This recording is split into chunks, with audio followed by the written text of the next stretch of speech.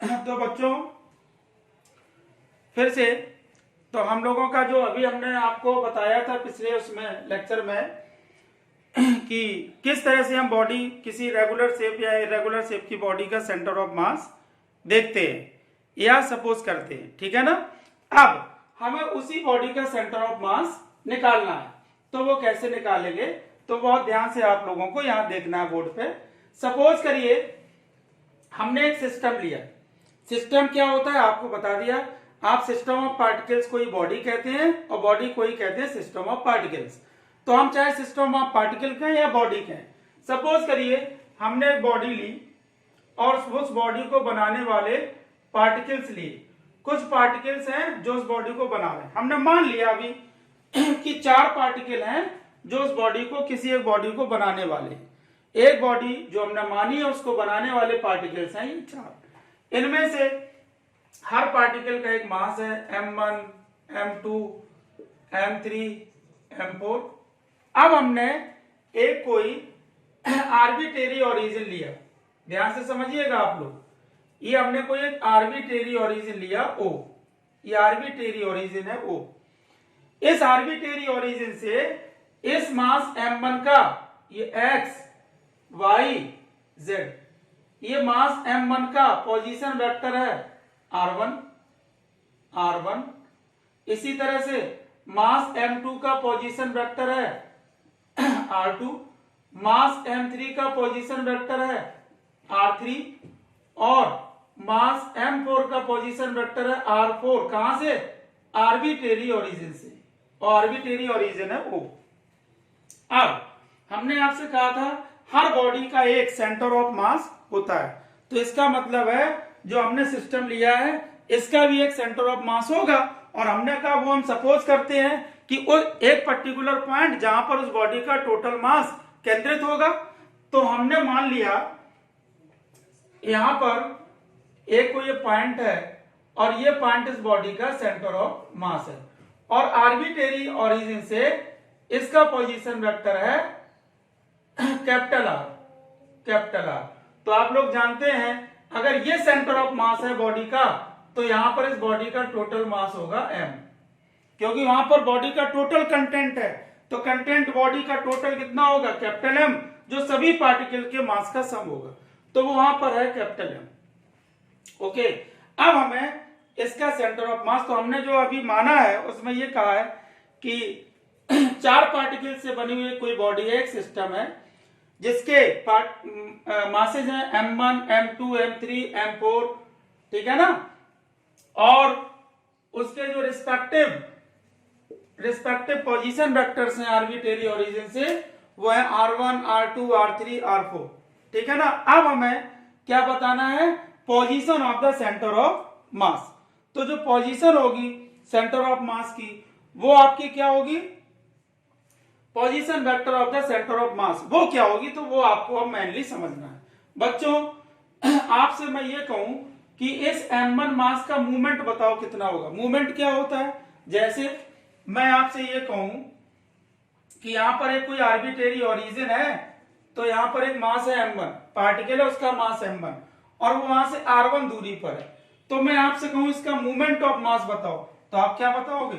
m1 r1। पढ़ा है पिछली क्लासेस में, मूवमेंट एक बहुत इंपॉर्टेंट क्वांटिटी है। तो ये m1 r1।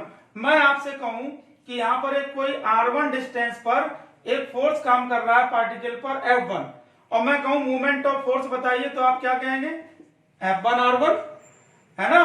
तो मूवमेंट ऑफ फोर्स क्या कहलाता है? टॉर्क। तो ये आपका जो है जैसे यहां लिखा है m इंटू r, ये तो इसका मतलब ये फर्स्ट मूवमेंट ऑफ मास। आपने पढ़ा मूवमेंट ऑफ इनर्शिया वो होता है mr स्क्वायर, उसको हम कहते हैं सेकेंड मूवमेंट ऑफ मास, क्योंकि यहां पर पावर 2 हो गई। तो यहां पर आपको ये देखना है कि जो m1, m2, m3 पार्टिकल्स हैं इनकी सबकी रिस्पेक्टिव डिस्टेंसेज हैं ओरिजिन से, कितनी? r1, r2, r3, r4। तो आप बताइए मैं आपसे कहूं कि इस m1 मास का मूवमेंट कितना होगा, तो movement of mass m1 r1 हो गया। मैं आपसे कहूं movement of mass m2 r2, movement of mass m3 r3। Moment of mass m4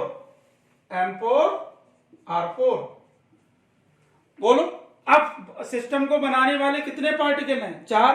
तो चारों पार्टिकल के मूवमेंट कितना हो गया टोटल? सबको जोड़ दो, m1 r1 plus m2 r2 plus m3 r3 और प्लस m4 r4।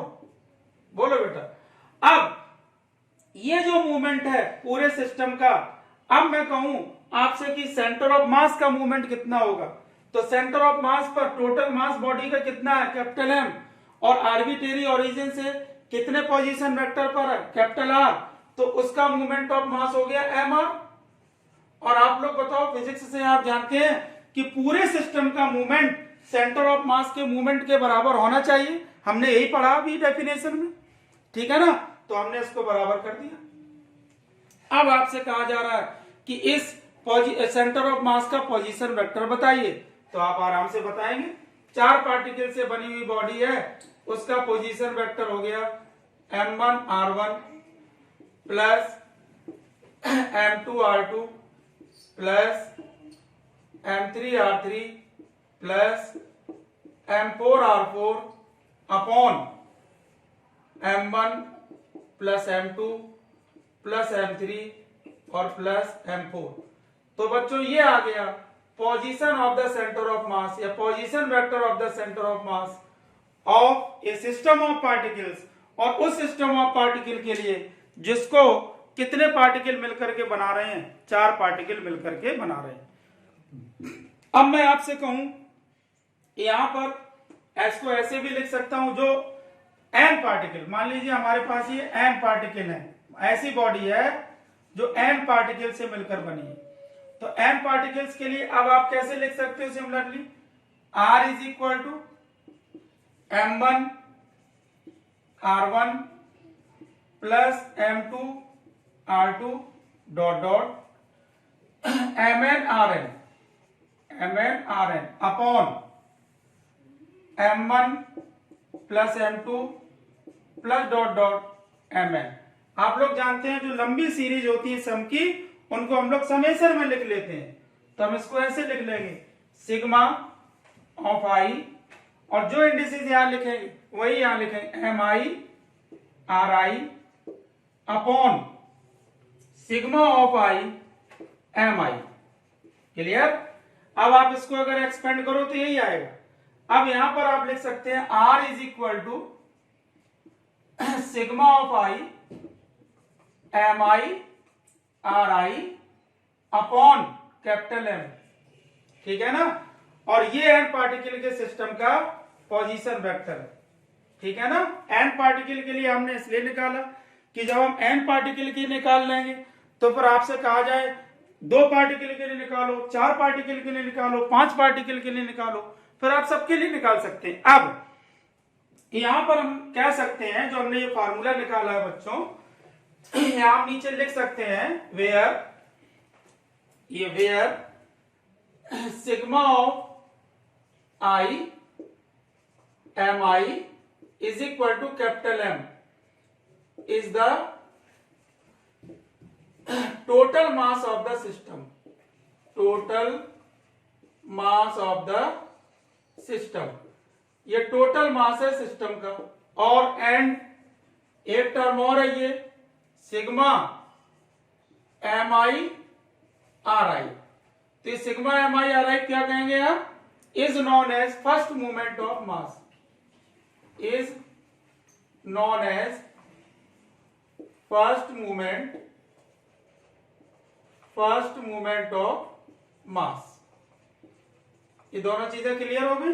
अब बहुत जल्दी से आपको समझना है कि आपने ये जो फॉर्मूला निकाला है, अगर मैं आपसे कहूं कि सेंटर ऑफ मास का जो पोजीशन वेक्टर है वो r है, और हमने यहां पर कार्टेशियन सिस्टम लिया है एक्स वाई जेड, तो हम इस कार्टेशियन सिस्टम में r पोजीशन वेक्टर को लिख सकते हैं xi प्लस yj और plus zk।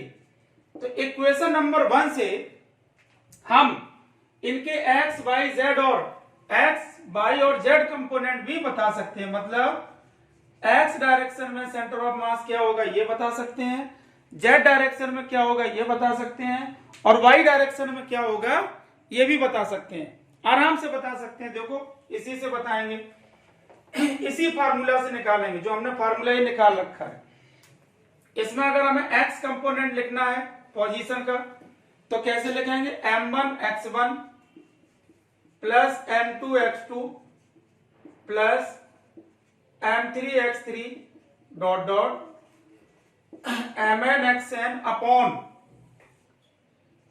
m1 plus m2 plus m3 plus dot dot mn, और इसको आप लिखेंगे sigma of i mi xi upon sigma of i mi, और फाइनली लिख लेंगे 1 upon capital M sigma of i mi xi। Okay, अब y और z component भी सिमिलरली लिख लो। तो y क्या लिखेंगे, y is equal to m1/1 plus m2/2 dot dot mn/n upon m1 plus m2 plus dot dot mn is equal to, सीधे लिख दो अब ऐसे 1 upon capital M sigma of i mi yi। इसी तरह से z is equal to m1z1 plus m2z2 plus mn/zn upon m1 plus m2 plus dot dot mn is equal to 1 upon capital M और sigma of i mi zi। इनको combined equation number 2 डाल दें। समझ गए? तो position vector of the centre of mass क्या होगा वो हमने यहां निकाल दिया था, r is equal to sigma of i mi ri upon capital M, ये क्वेश्चन नंबर 1। और कंपोनेंट अगर हैं उसके तो x, y और z, तो ये होंगे। ठीक बच्चों, कितना क्लियर? अब इसके बाद हमें इसका बताना है motion of the centre of मास, मतलब ये बॉडी जो बॉडी है जो मूव करेगी तो उसके मूव करती हुई बॉडी का मोशन कैसे होगा। उससे पहले अगर आपसे ये कह दिया जाए कि अगर बॉडी ऐसी है जिसमें मास का डिस्ट्रीब्यूशन कॉन्टिन्यूअस है, if the distribution of mass, if the mass is distributed continuously, अगर मास का डिस्ट्रीब्यूशन कॉन्टिन्यूअस है तो हम इसमें जहां जहां समेशन है उसको समेशन को रिप्लेस करके इंटीग्रेशन, समेशन की जगह इंटीग्रेशन आ जाएगा और वो इक्वेशंस अलग से उसको रिप्रेजेंट करेंगे। तो वो मैं नेक्स्ट क्लास में आपको बता रहा हूं।